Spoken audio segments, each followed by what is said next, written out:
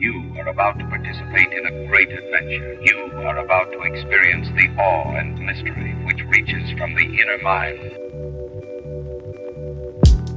With the emergence of global internet, a human population of several billions, an electronic noosphere, that we are now within the shadow of this transcendental object at the end of time.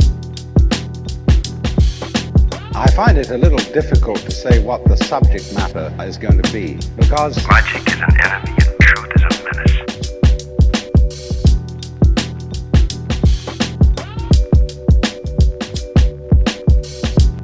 Shake and bake, steps back, three-pointer, bang! Good evening, ladies and gentlemen, and welcome to another episode of the Midnight Variety Hour. I am, of course, Tom, joined as always by my lovely co-host, Adam.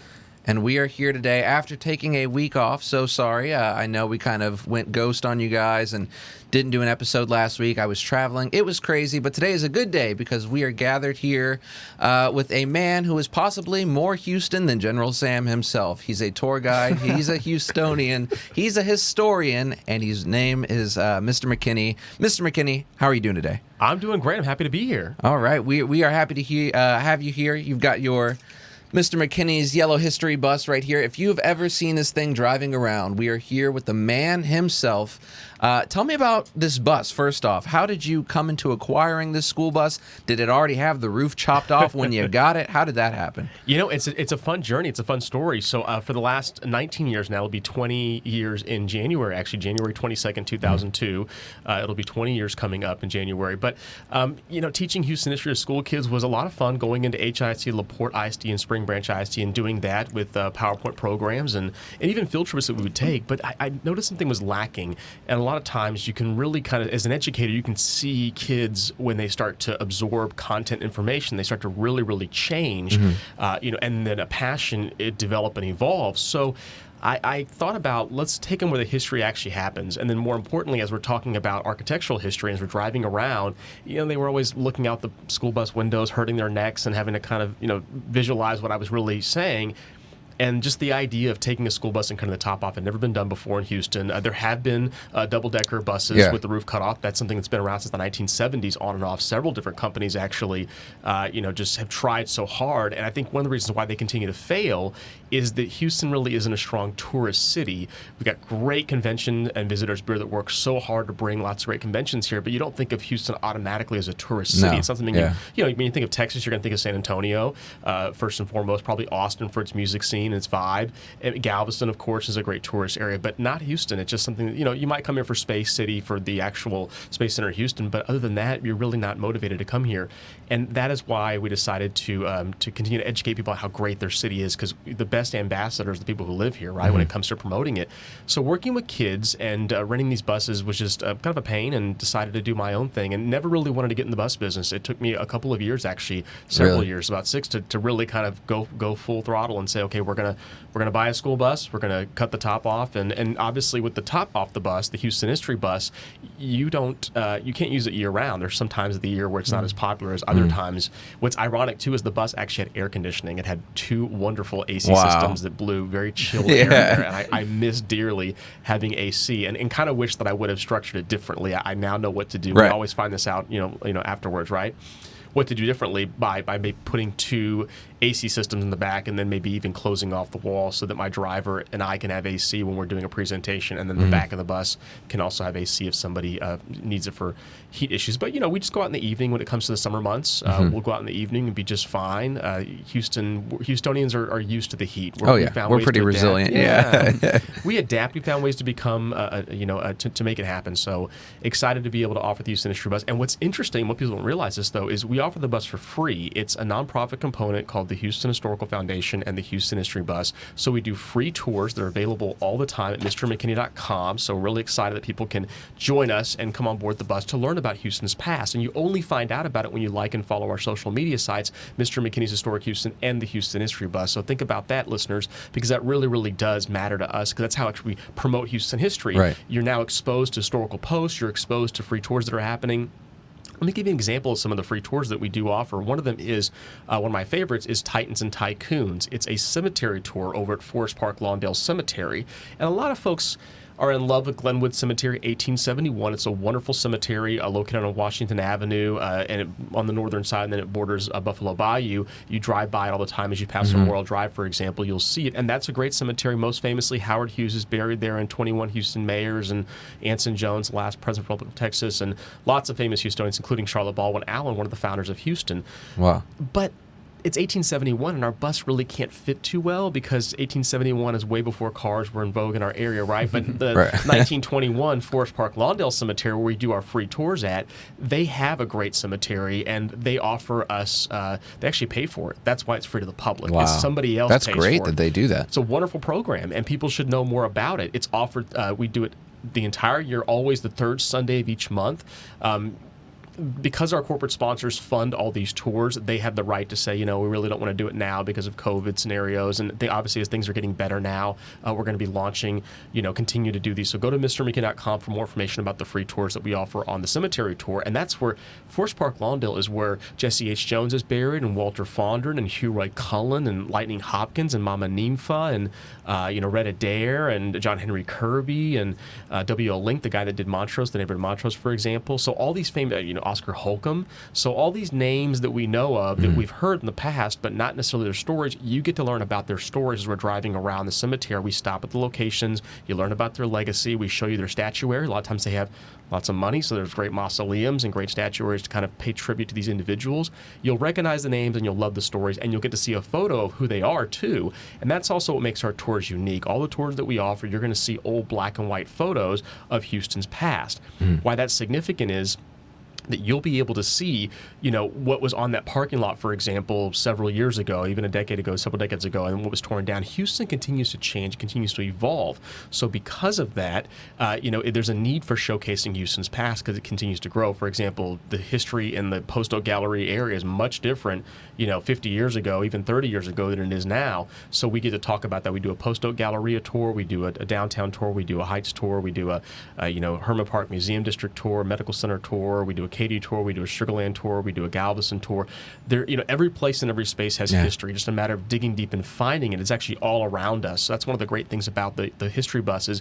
We can take you to a location, we can show you what's important about that location historically, and we can do it with old photos, and we can do it lots and lots of sites. So there's walking tours that exist out there. There's Segway tours. There's bicycle tours. Those are great and all, but they're not going to cover as much content as we're going to cover, right? Because we're going to take you in a classroom style. The bus only holds 20 people, which is a great audience for me. That means the person is no further back than 20 feet. Yep. So I'm able to look at the individual as an educator and see as a student, whether they're a child or an adult, are they absorbing the content, right? Are they having a good time? Are they listening? Are they understanding? And that's very important. An audience, to have an audience that's actually absorbing what you're saying, that makes a big difference. And it kind of throws back to my background is in the arts. Before doing the history bus, I spent 12 years working for the Alley Theater, and 5 years over at Theater Under the Stars, and 3 years over at Stages Theater, and I was the interim CEO for Talento Bilingüe de Houston, the Spanish Cultural Arts Center. So my background and my passion has always been the performing arts, and so to be able to apply a little bit of that in what we do when it comes to teaching history, which for some people is not the most exciting subject, right? So to be able to do that in a fun, unique way on board Houston's only open-air school bus, it really is a mobile classroom, which is what I call it. Other free tours that we offer are going to be our East End mural tour that we do, East End tour paid for by the East End Management District and Adrian Garcia, Precinct 2 Commissioner Adrian Garcia's office. So if you think about that, now why would the East End Management District and Adrian Garcia, Precinct 2 pay for a free tour for their district?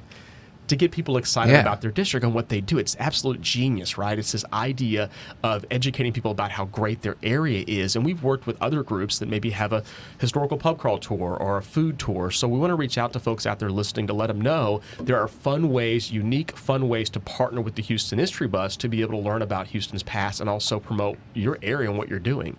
So really, really grateful for that. And we were doing a Heights tour for a while that was paid for by Bill Baldwin, Boulevard Realty, and paid for by mortgage companies and title companies in the area, and they're some of our biggest clients. As the only TREC certified Houston historian, that stands for Texas Real Estate Commission, we teach Houston history to realtors mostly on board the open air school bus, and that's important. That means that if you can either be in some boring classroom with some instructor learning about something to get your credit hours, realtors are required by Texas law to have 18 hours every 2 years to get their license renewed, or you can be on board the Houston History Bus, learning about a different neighborhood, and you can bring your own beer and wine, food and drinks on board, your own snacks on board. Oh, that's awesome! I didn't know that. And have a great time. So these are all fun things that we want the public to know more about, and the fact that we're free, that's important too. We're, like I said, paid for by these awesome foundations and individuals. People contribute. $300 sponsors a classroom of 30 kids to go on the bus. So if somebody's interested out there and wanting to support a school, a classroom, we have 112 classrooms on a waiting list. Now, whenever you rent the bus out privately, which you can do, for just you and your family, they're all based on a 1-hour tour. That actually funds 2 classrooms. So what we did as a nonprofit, we built that model in to where a portion goes towards the operating cost for the bus, and the other 2/3 will go towards free classrooms. So that's the idea, is that you really get to sponsor the kids, because we want to make it as free and accessible to as many people as possible. Yeah, and I think what is so awesome about what you do, and I was reading a little bit about your history and your past, and first I want to say you're the second historian. I was telling you earlier, you're the second historian we've had on. The first is Daniele Bolelli. If y'all haven't seen that episode, definitely check it out.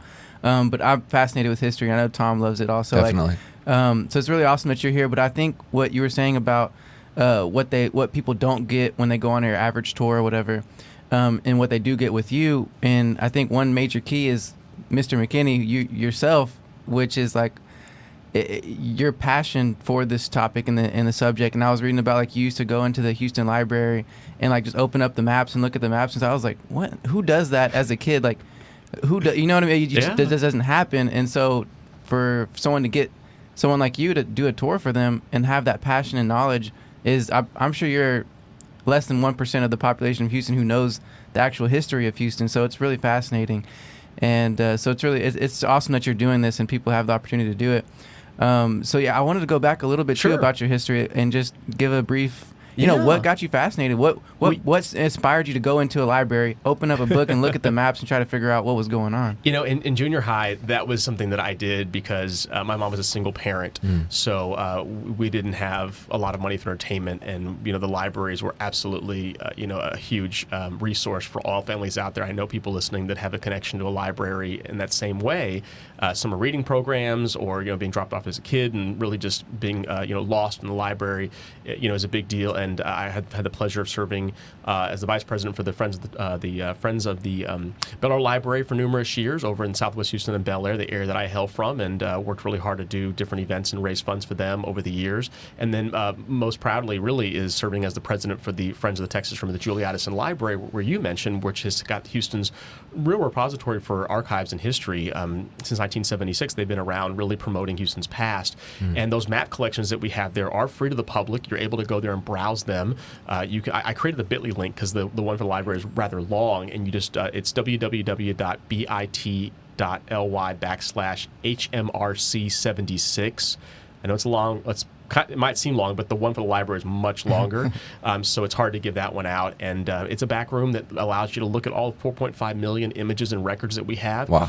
Maps have been very special to me because it allows me to kind of just absorb and then learn about Houston's growth. And I focus, and there's some amazing historians out there too. I want to give a shout out to my buddy Kimber Fountain, for example, in Galveston, booksbykimber.com. She's always promoting the Galveston area. You've got Michael Bloodworth, who focuses on Houston aviation history. So if you love the history of aviation.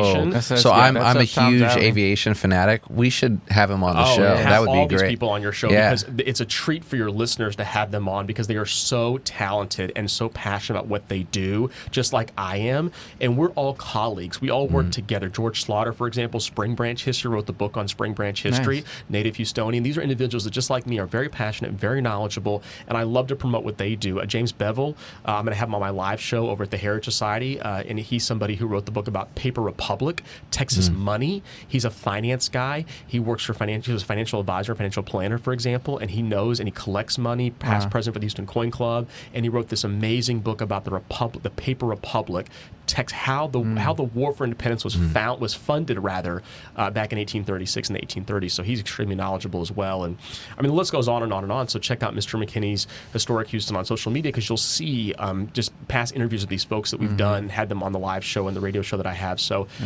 want to make sure people know about that. But yeah, the passion goes early, it goes deep, it goes, even earlier than grade school. Just driving around Houston really as a kid, and seeing Houston evolve, especially in the early 80s when we were just reshaping our skyline. So if you look at our skyline, from 1971 until 1986, you'll see a tremendous amount of transformation that happened in that time period. And that was because of a guy named Gerald D. Hines and Kenneth Schnitzer and other folks that were vying to capitalize on Houston's growth in that time period. And then what changed was the 85-86 oil bust and the savings and loan scandal that really took Houston's economy in a downward spiral. And all the nation suffered in that particular time at a recession.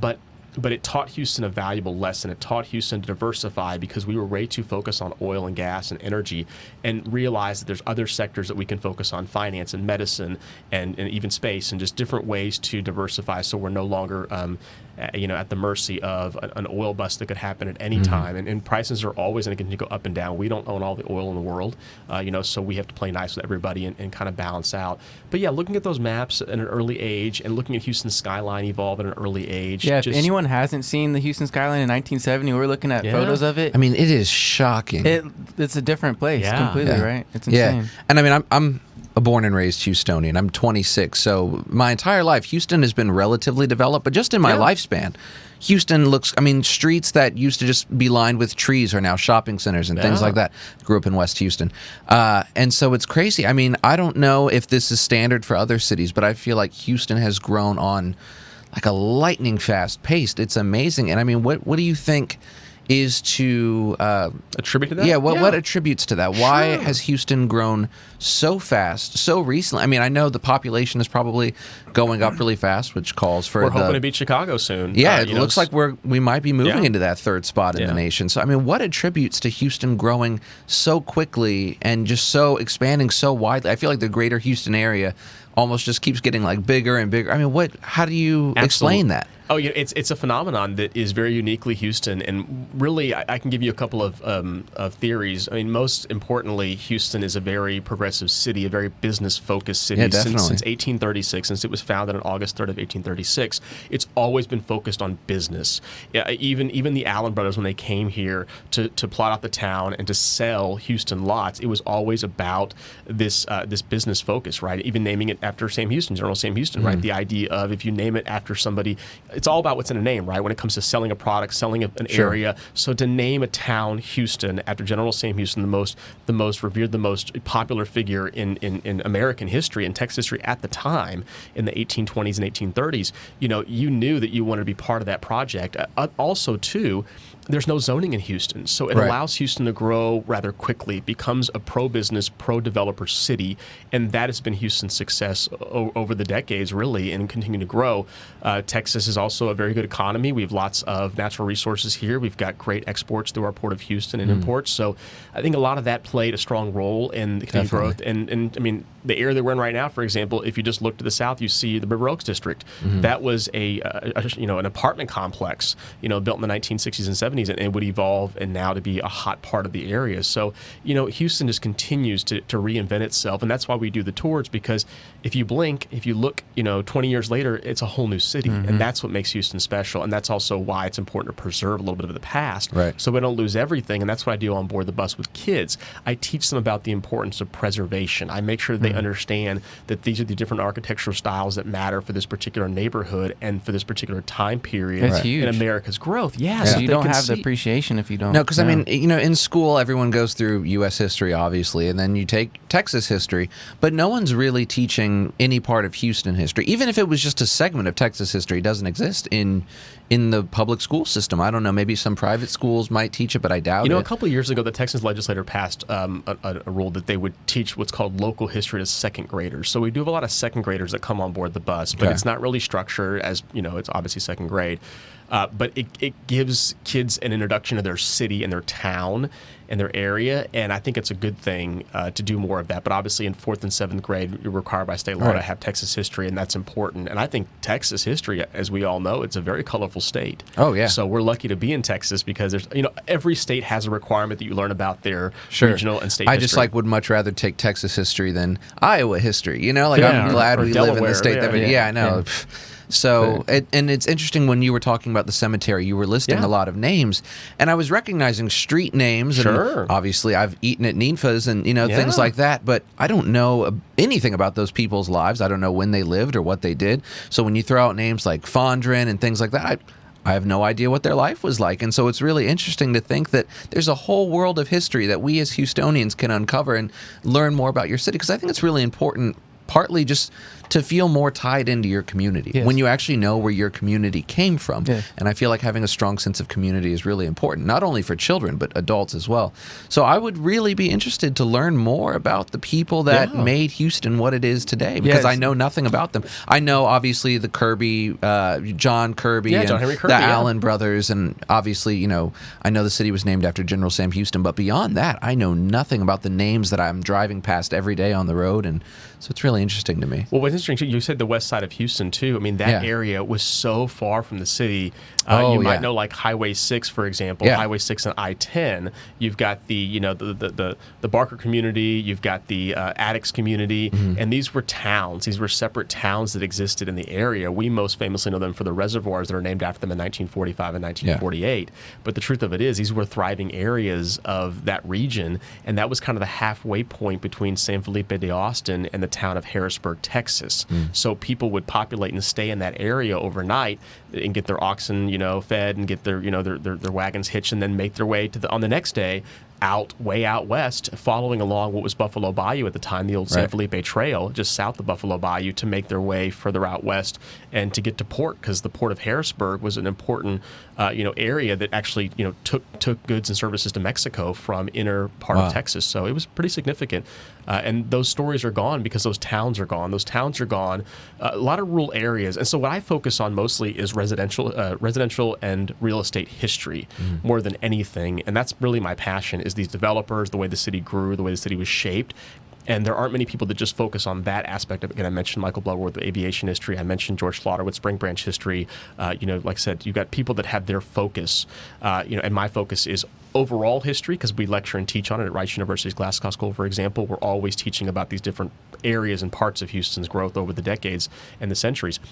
But it's fascinating how a lot of these rural towns, that I'm mentioning, for example, they're gone because that second generation isn't interested in that rural lifestyle, right? They don't really want to take on the family farm. They're like, no. And there's such an allure of the big city in the 20s and 30s, and just, okay, there's prosperity here, and there's either hard work and hard labor, or there's a hard work but also a fun lifestyle they can have too. So that quality of life changes, and you see that second generation start to leave, and that third generation definitely leaving, and then you have an area drying up, and with low population, no tax base, it just ends up going away. Yeah. And all we have left is the street names, which is interesting, because when you have a family farm on this lot, Michael Lewis Westheimer's, ranch, for example, not too far from here, where Buffalo Speedway and Westheimer intersect. I mean, that area, the road's named after him because it took you out. The road itself took you out to Westheimer's ranch, Westheimer's farm. Right. So you get names like that all sprinkled throughout.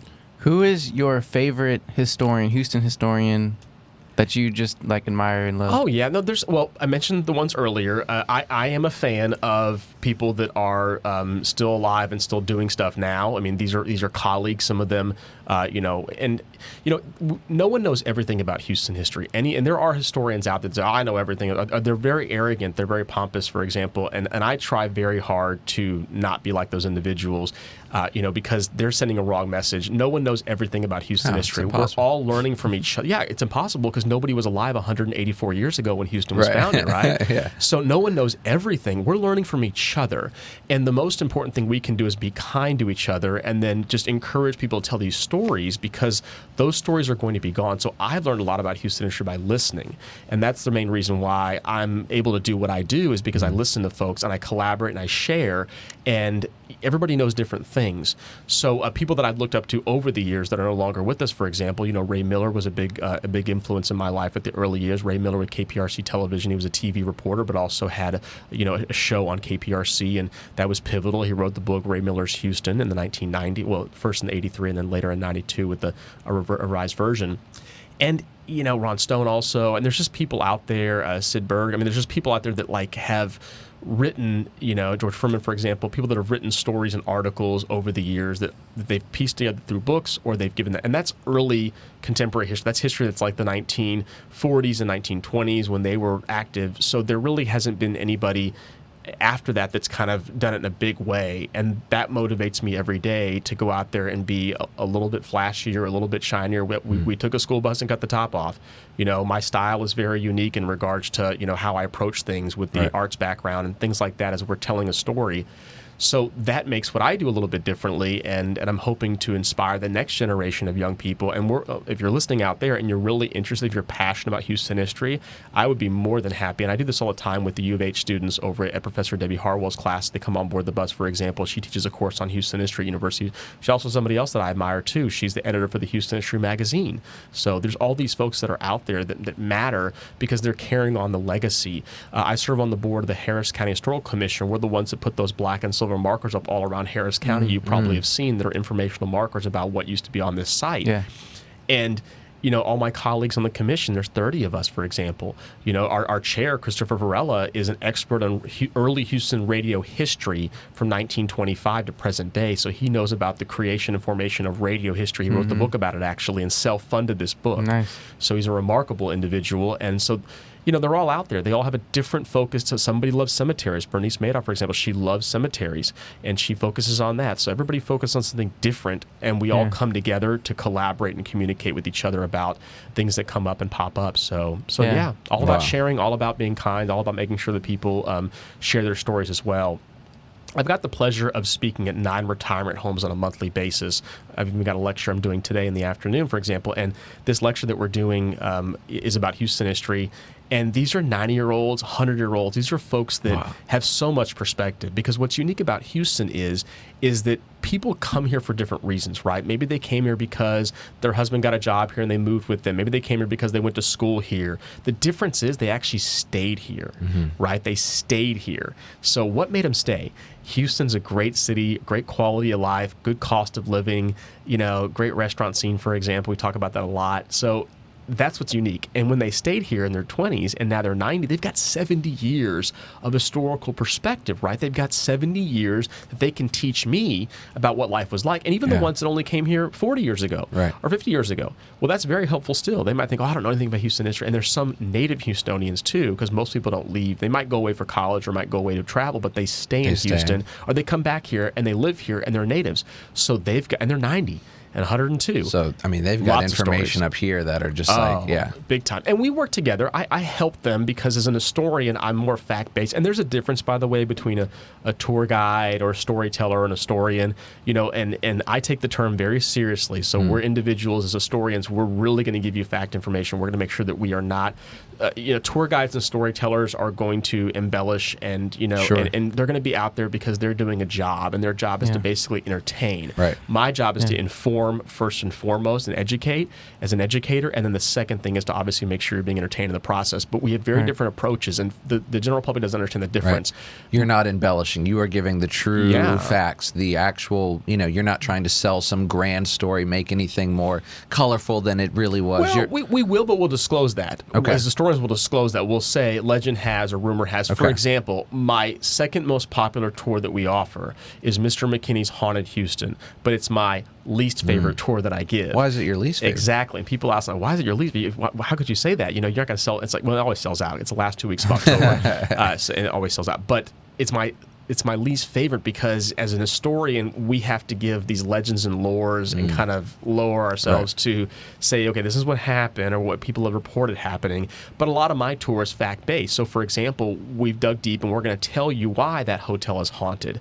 and because we're going to tell you facts based on newspaper articles of who might have died in the hotel, and the legends and lore are very accurate in regards they're describing XYZ person, and the article describes the exact same information, so you can put two and two together and assume that this is probably the same person's spirit, because it's just too coincidental. Right. So we're going to give you some information like that. But yeah, it's my least favorite because I also, when I do the promos for it, I always wear different kind of Halloween jackets and things to, get people excited about on television, because television is television. Right. And I take a page out of Roy Hoffines' book, and most people don't know who Judge Roy Hoffines is anymore, but I hope that listeners out there will look him up. But Judge Roy Hoffines, the ultimate can-do kid in Houston, he's the guy that gave us Astroworld, gave us the Astrodome, for example, the world's largest air-conditioned room at the time, never been done before. Wow. He has a remarkable story. He is the absolute can-do kid. He can get anything done and did so.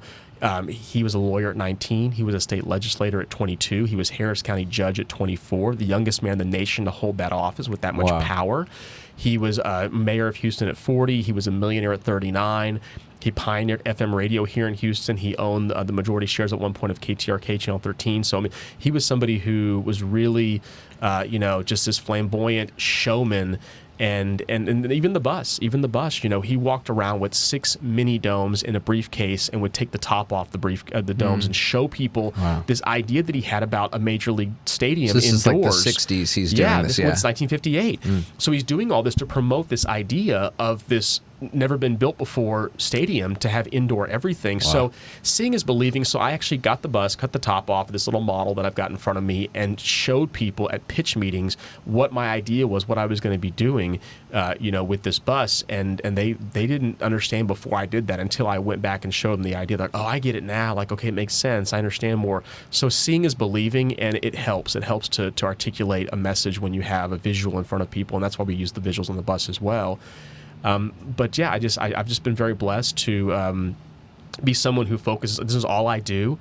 I focus on teaching Houston history to school kids and adults, and that's been my passion for the last 20 years, and then a profession for the last decade and a half. So wow. So yeah, that is amazing. I wanted to ask you about something that Adam and I were talking about earlier. Adam was talking about when he's traveled in the past, and he's mentioned, well, maybe this is your story to tell. Maybe I shouldn't go, well, Adam was saying. Maybe, do you want to, what we were talking about when the experiences you've had when you've told people you're from Houston, and then they sort of express what they feel or what they think about Houston? Yeah. Because we've noticed that a large amount of people in other cities might have misconceptions about Houston. Adam was saying that, he's traveled, and upon telling people he's from Houston, they go, oh, I'm sorry to hear that, as if Houston was like a poor city or possibly like a gang-ridden city or something. I mean, what were you saying that you feel people believe about Houston? It's just interesting. Well, like it's some people, if you've never been to Texas in general, some people just think we ride horses or have we cattle say farms. Howdy and and yeehaw, they have no idea. word, And they're like, and then some are just like, why are there buildings everywhere? Like giant buildings everywhere. And and then there's others who are just like, well, if they've never been to Houston in particular, they probably just think, oh, it's probably a poor city, or it's just not much to do there. It's humid, it's hot. It's like, why would you want to be there? It's just not. There's nothing been positive about what they say. Most of the time about what at least from my experience. I'm sure others have had different experiences, but at least mine. And there's been every once in a while people who have been here appreciate it and love it, but people who haven't. I normally hear negative things, which I'm like, man, that sucks, because like I would love to take you here and show you what I do and the places I go and the beautiful parks and the awesome architecture and stuff. But like, a lot of people don't have at least from my experience, don't have a good idea of what's going on here in Houston. So and I love Houston. I love it. I love every different neighborhood. I've lived here my whole life. There's the biggest place in my heart for Houston. So what would you want people who are not from here to know about Houston? Like, what do you think at its core makes Houston Houston? Well, Houston's very livable, and I think it's also the best kept secret, and that's a good and bad thing. We've seen other cities in Texas grow a little too fast, like Austin, for example, which they can't keep up with its infrastructure. Oh my You've gosh, got traffic, and you've got, these neighborhoods growing on the outskirts so quickly. So that's one thing about Houston. It has absolutely grown outward, but it's grown at a pace about every 20 years in large numbers. So when you can build and plan for that, that's a good thing. And we've had some very smart planners. And Houston's not very, I'll be honest, it's not a very friendly city to visit and tour because it's not designed to be that way. Right. It's designed to be lived versus that. And there are other cities out there that have made that their focus, or they depend on it. I mean, That's interesting. Yeah, Las Vegas has specifically been built for that. Oh, I mean, that's definitely. an exact example of the extreme. And the other cities depend on it so much so because they haven't diversified their economy to do other things. And then tourism becomes a big part of it, and it can be good and bad, as we've noticed the last couple of years with the pandemic, for example. That is an issue. So I want people to know that Houston is a very welcoming city. It's full of a bunch of people that are very proud of Houston, and that translates to them being very kind and being very helpful. Yeah. Southern hospitality is something that anybody who grew up in this city with Southern parents feels a strong sense of duty to make sure that we are kind and we are helpful to people. And also, too, it's a very diverse city. So that translates to being a very welcoming city. So people should also understand that we are a welcoming city to come visit or especially to come live. And I'll give you an example. Since 1836, Houston has always been a diverse city. This is when Houston was founded. People had this misconception that Houston was a majority of white or majority of this, and it wasn't. It was, if you count French, Swedish, German, British, yeah, that's Swedish, white. really? Different people, Polish, different people came here, Czechs in large numbers also. Oh, yeah. The Greeks in 1917, they came here in large numbers to populate this area because it was just a welcoming city. And what did they bring when they came here? They brought their skills. And most of them in a new city would not necessarily mastering the language. Their biggest skill was their ability to maybe open up a restaurant. So you have a lot of restaurant venues here that are extremely diverse. It's like one of my favorite parts of Houston is the diverse restaurant scene. That's a big selling point. Definitely. Yeah, and every city can say they have a great restaurant, but we are the most diverse in the nation now. We beat New York at something, and that's real good. That's a good thing. So because of that, and it's no big mystery why are we so diverse in our food and our people rather. It's because of our food as well. I mean, so all these things kind of play with each other. But I want people to know that they can come visit here, and there's things to do here. There's no shortage of things that are free, like the Houston Industry Bus, like Miller Outdoor Theater. I serve on their board, and a lot of great free museums too. Oh yeah, the museums on Thursdays are free, but there's other ones that are available throughout the week as well. And these are all available for the public.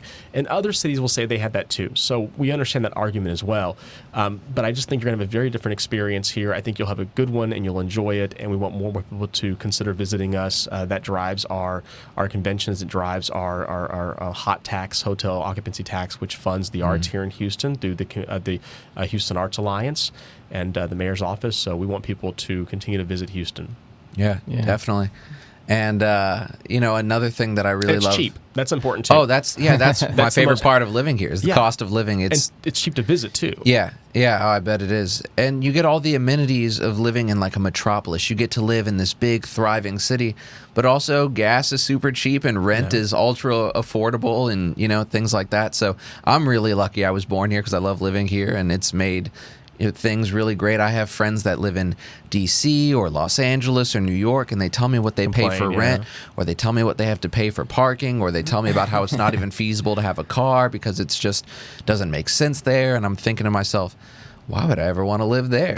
Like when I could live here. So Houston, you can always visit there too, which is great. Yeah, and those cities are great to visit. Like I love going. I have a lot of family in New York. I love visiting New York, but I would never want to live there. And I love living in Houston, and I hope people would want to visit. I always feel like, when we have guests, I'm trying to think of, things to do, and it's like I can never pack enough into one trip because it's like, well, I want to take people to this park, or I want to spend a day here, or like, let me show you all around this neighborhood. And so it's like, I think we're really thankful, or I'm really thankful that we live in a city that is so big and has so many different cool things to go see that it's hard to plan an entire, like if someone has 3 days to spend in Houston, it's kind of hard to put that trip together because there's so many boxes to check. Yeah. And I think I wanted to mention my favorite thing about Houston, which is the diversity, because I've had the opportunity, I know Tom has too, going to the high school you went to and the one I went to was like, and then going into my college years was just the amount of people I met from around the world, from Africa, Mexico, India, you name it, like, and just hearing their stories and where they came from, like that just made me from at a younger age just realize like, whoa, wow, like this little bubble that we're from, people are coming from all around the world, and I'm getting to hear their stories. It was incredible, and it opened my eyes to just the world that we live in, because I feel like a lot of people get stuck into their small towns or small cities, and that's where they're from, that's where they live, that's where they grow, that's all they know, and that's okay. There's nothing wrong with that. But I feel like this experience was different, and it was amazing just to hear, all these stories. It's incredible. We speak over 140 languages here in Houston. We have over 98 consulate generals, and you have to have a large constituency base here in an area to have an embassy or a consulate to warrant even having one, right? Wow. So that just shows you the diversity of Houston. We've got over 116 sister cities that we do business with. Some cities will have, like maybe 3 or 4. We have over 100. So people want to do business with Houston. It is because those folks that are from those different countries, cities and countries, they live here now and they're doing business here. And like, well, I want my town to be one too. So we've all got all these great trade partnerships all over the world. Texas itself is an amazing economy. And I think those things kind of go hand in hand. And we've just been very blessed and very lucky. And one of the reasons why I teach kids about Houston history and their area and their neighborhood is to really invoke this sense of civic pride. I feel like, think of a bad part of town, for example, which we have some here in Houston. Every city does. If you have a side of town that maybe is not as landscaped or well done as other parts, right? Well, when you have kids driving around on the bus and they're learning about why their neighborhood is important and why this area matters, they start to get a sense of pride built in, and they start to care more about taking better care of their area because, wait a minute, well, that's where Mickey Leland used to live, and that's where Barbara Jordan had an office at in the Fifth Ward, for example. And these are murals that have these iconic figures and why the struggle and the fight matters. And that is why I do what I do with young people, too, is because I want them to get as passionate about Houston as I am. And it's better if they do it from an historical standpoint, but even if they do it from a contemporary history standpoint, a regional standpoint, right? Current history now, this is why this matters. And that's okay for me, too. It's just about inspiring young people to kind of go out there and be more proud about their neighborhood, the area they live in, and they find out about that on board Houston's open air school bus, the Houston History Bus. Yeah. Yeah, and the person who's telling that story, I think, is extremely important, right? Because we get our history from textbooks, and we don't know who wrote it or where it's coming from. We're just getting it. But, the person who's telling the story, the person who's writing the story, I think is probably just as important as the history itself, right? Because there's so many different ways you can make a story or tell the story, and so I think it's awesome what you're doing and inspiring people, because I've been inspired by history so many times. So it's just awesome to thank you for coming here and sharing your we're gonna get you guys on board the bus. Yeah. Oh, we definitely want to come that. on board the bus. Before you go, I wanted to ask you, another one of my favorite parts of Houston is the Houston just hip hop scene. Yeah, and Houston has such a unique sound. I don't know how much you get into the history of Houston hip hop, but I mean, just like pioneers, DJ Screw and just people that have sort of almost essentially created their own genre or subgenre of music. Sure. Do you ever talk much about Houston's hip hop history? Because I find it fascinating. We could and we should. I mean, the answer is I always have partnerships with people. I've got people that come on board the bus. A great partnership we have, for example, is Gonzo247, the mural artist. Yeah, he's so awesome. Gonzo will come on board the bus. We share the mic. We've got 2 different microphones. We share the stage. And I'm all about sharing, which means that just makes that specialty tour even more valuable. So people rent the bus out. They'll pay a separate artist fee for Gonzo to come on, and we'll drive around and he'll talk about his murals on these buildings, and I'll talk about the history of the buildings and the neighborhood around the murals. So it's a really good partnership, a pair, and it's just a perfect example of kind of what we do. And the same thing is true for the history of that too. We'd love to have the history rap on board the bus. One of my proudest moments really was having the bus. I had Harris County young juveniles that were part of the Harris County correction system on board the bus, and they reached out to me. We did a free tour for them, and I think probably one of the most exciting times for me on board the bus was the kids. These are tough kids. These are 13, 14, 15-year-old tough kids, right? So not much cracks them, and they're going to come on a history tour with Mr. Mckinney. Well, they don't follow me. They don't know who I am, and that's fine. I've got my audience varies, and it's certainly not. I guess it's not that crowd. So, but in the park that we were picking the kids up from, there walks in the park with this wife. Bun B is walking over, and Bun B comes on board the bus. And like, you're Mr. Mckinney, oh my gosh, So, most people are like, now the kids think you're cool. Well, he grabs the mic and he goes, y'all need to listen to this man. Mr. Mckinney knows everything about Houston history. That's and crazy. It was the best endorsement I could have. It was before we started the tour. And like I said, these kids were, and you could just see them with that acceptance from Bun B to be able to say, he's cool. Yeah. He's good. So listen to him. they absorbed everything. And I was a little bit nervous because I was like, I need to crack these kids. I need to make sure that they're going to have a good time, and it may not be as easy. So most people have a good time because the bus is, the top's cut off. So Bumby and I are friends, and we worked on different projects together over the years.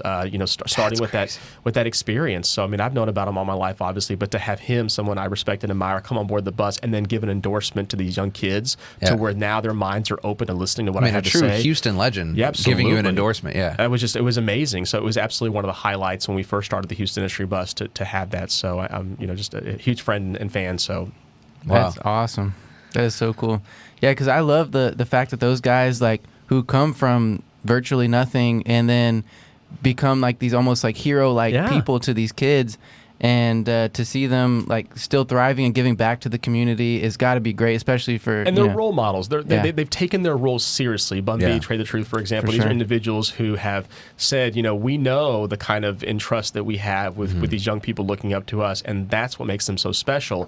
Is they're not just extremely talented writers and artists and singers. They're more importantly good people. They're just good men that have helped to continue to shape our city, and I think that's what we need more of is celebrities like that understand that their role in that area goes so far beyond just their music and their art. It really is, someone that people look up to. Yeah, it's awesome. Yeah, I couldn't agree more. What a city, what a place. And I've visited other cities, but I don't know. Houston just feels like maybe I'm just biased because I'm from here, but it just feels a little special. Yeah, I mean, it is its own unique thing, man, and so you got to appreciate and love it. So yeah, and I'm excited to see where it goes from here. I mean, I plan on, either not, even if I move, I plan on visiting Houston and, staying here, whatever, for the next 40, 50, whatever years. I'm excited to see what Houston becomes. I don't really know what's in store for the future of Houston. I know they're talking about all these crazy freeway expansion plans and things like that. So I think the city's only going to get bigger. I mean, I guess a good note to end on is, what do you see for the future of Houston? Where is Houston 20 years from now, 30 years from now? What do you see? It continues to get more and more dense. We're seeing 1970s apartment complexes being torn down for, mid-rise. Well, I've even seen them torn down. They were turning things down in the 70s to build things that now those are torn down in the 90s, for example. So we're now tearing stuff down. So density, we're going to get more and more dense. I hope that Houston realizes the value of mass transit and not just expanding freeways, but finding ways to get people to move around the city in a very special way. It's so important. It is important. It's important from a green standpoint, but it's also, we just can't keep widening the freeways. That's not the solution. Yeah. The solution is to have a system beyond just the light rail that gets people from A to B, because our city is so spread out, maybe a monorail system, just a way to get them around. We need mass transit, and we need the public to listen and to support that mass transit and not to complain, during the construction phase. And it's like the Beltway, when that was built, that was a big deal. People were, looking forward to that. So I think it's going to get more and more dense. And I think that it's just going to continue to get better because of folks like yourselves, too, people that are promoting our city. We're very passionate. We love our city. And that is a common denominator, is that people care about the city's future so much so they're going to contribute and make it happen. Yeah. Oh, also, we got to bring up Houston's birthday before we go. Yeah. Houston's birthday next month up, will right? be, what is it, the 185th anniversary? Yeah. Wow. August 30th, 1836 is Houston's 185th birthday, and we'll be doing free tours on board the Houston Industry Bus. So you got to check us out at MrMcKinney.com, and also like and follow our social media sites, Mr. McKinney's Historic Houston and the Houston Industry Bus, both pages, because you will learn about Houston's past on all platforms, Facebook, Instagram, and Twitter. And come celebrate Houston's birthday. Be proud and be excited to be part of this great city, but also always never forget to give back and contribute, because that's what's made Houston great over the years. Definitely. Wow, Awesome. 185. It's crazy. It's crazy because, while that also feels like a really long time, it's also amazing that this city has become what it is in just 185 years. Yeah, whenever you have other countries that have been around thousands of years. Yeah, I mean, it started as nothing, and now it is the fourth largest city in the country, home to millions of people, multiple major sports teams. The fact that it's gone from being, just this little patch of land in between some bayous. Swamp lot. Yeah, swampy lot. Just a swampy lot in between some bayous, and now it's Space City and Clutch City and the fourth largest, almost third largest city in the country. It's amazing what can happen in just 185 years. It really is. So we raise our glass. Happy birthday, Houston. Until next time, folks, learn your city's history. Go on a tour, eat at some diverse restaurants, and stay safe out there in the cosmos. Until next time, ladies and gentlemen. Peace. Thanks, Mr. McKinney. Thank you.